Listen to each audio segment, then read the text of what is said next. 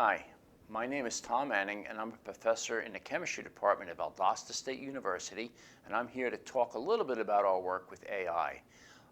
So overall, what we're concerned with, or why we use it, is because it gives us better data, it's more efficient, and it increases student engagement when we compare it to some of our other ways of doing these projects. So I'm going to talk a little bit about some stuff that we're doing with a local school.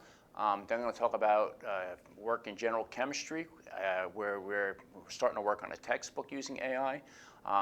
Use in some upper level classes where we do a lot more data handling, and then briefly into some of our research.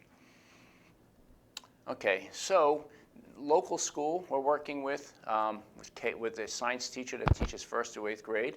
So 1st to 2nd graders are just learning how to do the letters, how to do small words, and so they type into AI, draw a cat, hit enter, the cat pops up. They're engaged. Right, and so you can take them through all sorts of short phrases and sentences and new words, and they have this reward of seeing a new cat or something like that.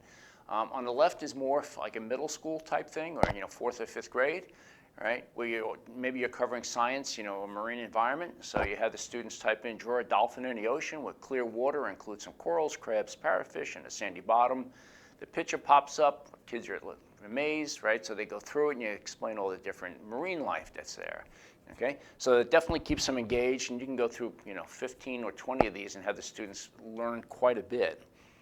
You go up to the 7th and 8th grade level, right? So they're starting to talk about climate change and things like that. So on the left, draw staghorn coral has been bleached due to climate change. So they enter that phrase, it pops up. They see the algae mat, they see the bleached coral, right? So now they have an image of what's going on. On our right side, they actually ask a question: how has overfishing the ocean resulted in more jellyfish? It gives them an answer all about the ecology of it. Maybe they don't know what a jellyfish looks like, and so the next thing they do is draw a jellyfish entangling a fish, with its tentacles, right? So very visual, very engaging, right? And you're still covering the same material without going through like a lecture, which can often bore kids or, shorten their attention span quite a bit. Okay, so in general chemistry, what we're trying to do is replace calculators with AI, and we're working on a textbook right now for this with a publisher. And just two simple examples. On the left, you can see there's an ideal gas law problem. And so we're going to ask for answers in Torricelli's, Pascal's, PSI, and atmospheres, which is just built into AI, and they can make that conversion easily. We're going to give them a number in micrograms. It's going to convert that to grams. We're going to give them a number in milliliters. It's going to have to convert that to liters. And then we're going to give them a temperature in Celsius that it's going to convert to Kelvin, and it knows how to do this without us telling it. And then we're going to get our 4 different answers, right? So very, very quick to do. They can spend more time on the concept, maybe using this in the lab, than hitting the buttons on a calculator. On the right side is a titration curve with 100 points, right? You can do this in Excel, but you have to be pretty good at Excel, take a little time to put it in. So right on the top is what we entered, right? Generate a titration curve that involves 100 milliliters of 0.1 mole of hydrochloric acid, right? And then it gives the concentrations for the base, and then we ask it to plot it. And then it does the plot, and it comes right back, labels the axes on both sides, gives this titration curve up on the top. Right, and so for us teaching titration curves, rather than drawing this on a board or showing a PowerPoint slide, students can generate themselves, and they get and they can go in and change numbers on that, change concentrations to see how the curve changes, and it becomes a very, very useful tool. Okay, so upper level class, right? We're student project in a class involves data handling.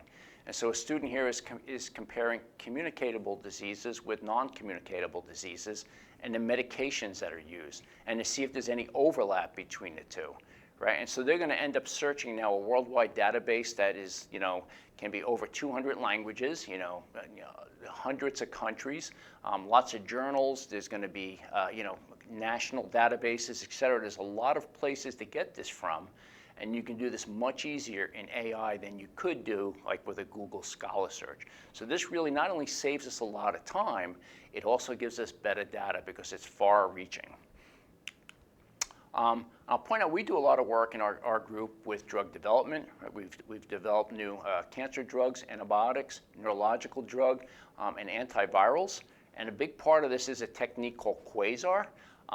And that involves calculations. But as the molecules get bigger or you're looking for new things, more computing power and the ability to make decisions rather than just me telling the computer exactly what to do helps us quite a bit.